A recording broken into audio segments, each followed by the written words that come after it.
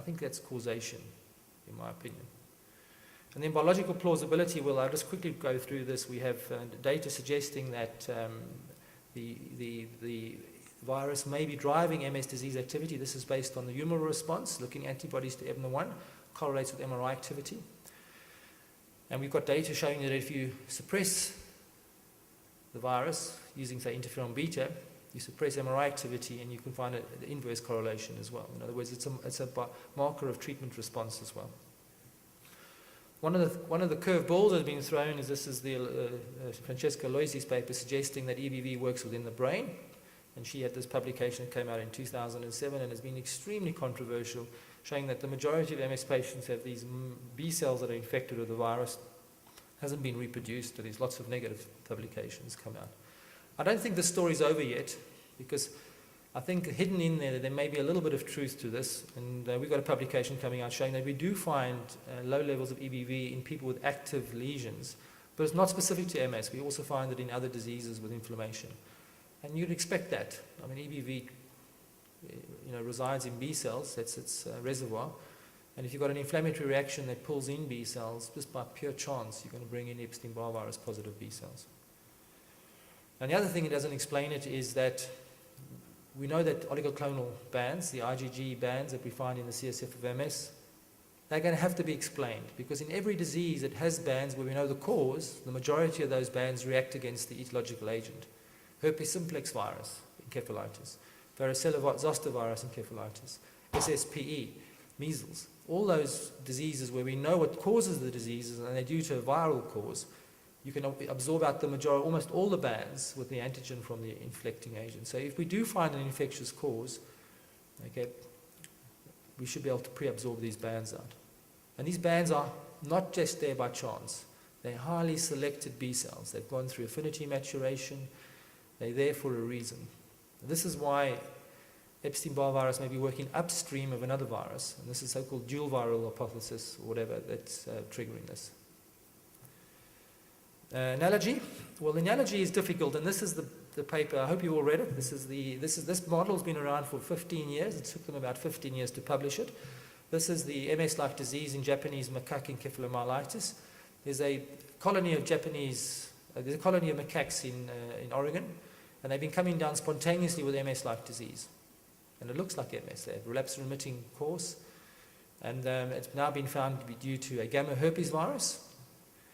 And the pathology looks very much like multiple sclerosis. And you can look at the MRI. The MRI looks very much like MS. And the reason why this is important, because Epstein-Barr virus is a gamma herpes virus. And here we have an animal model that has a disease looking similar in terms of its phenotype. So it makes it at least plausible that a gamma herpes virus in humans can do the same thing. What about experimental evidence? So the only way we can provide experimental evidence is with vaccines or with treatment. Now, you don't know that rituximab, anti-CD20 therapy, rituximab is the only licensed drug for Epstein-Barr virus.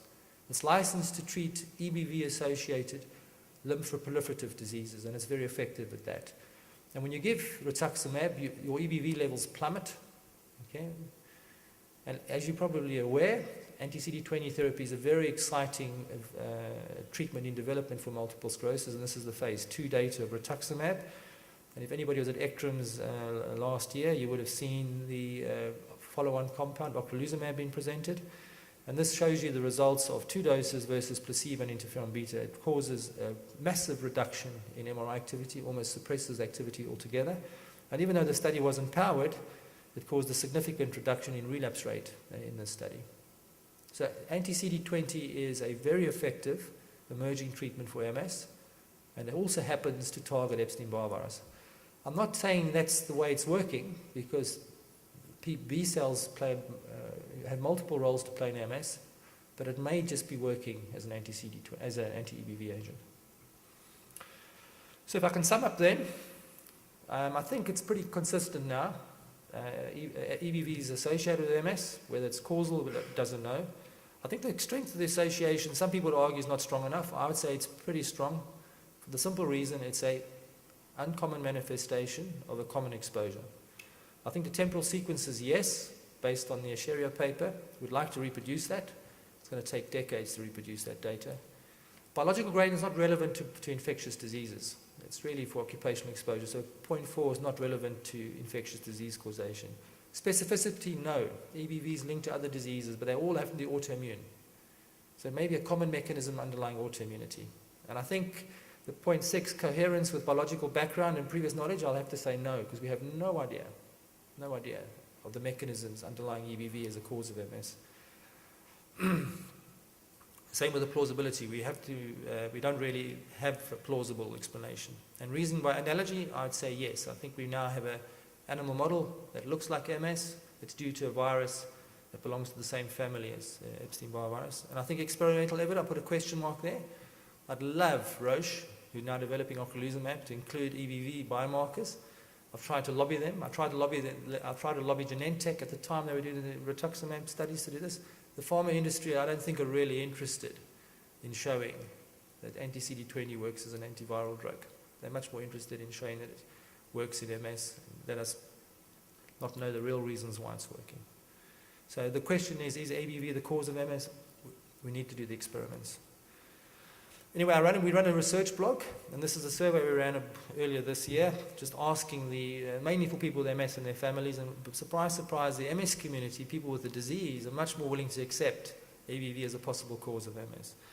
So as you can see here, that about a third of people said yes, and about a third of people said maybe. So about 2/3 of people are in that diffusion curve going upwards, which I find very exciting. And this is a picture of my two daughters. And the reason why I put them up here, because my oldest daughter 3 years ago had her first set of had her vaccines for HPV, human papillomavirus. The cause of cervical cancer, cause of esophageal cancer, penile cancer, anal cancer.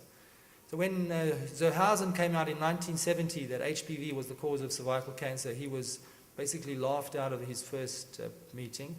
The oncology community did not believe him. It took him 30 years to convince the world that that virus was the cause of cervical cancer. And it was only when the vaccination trials delivered, okay, in other words, a vaccine against this virus prevented young women getting cervical cancer, that the world accepted that was the cause of that particular disease. And he won the Nobel Prize for that in 2008.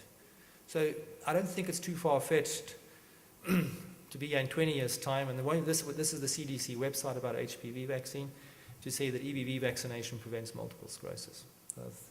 I'd just like to acknowledge all the people who've done the work on the EBV projects and the funding organizations, so thank you very much.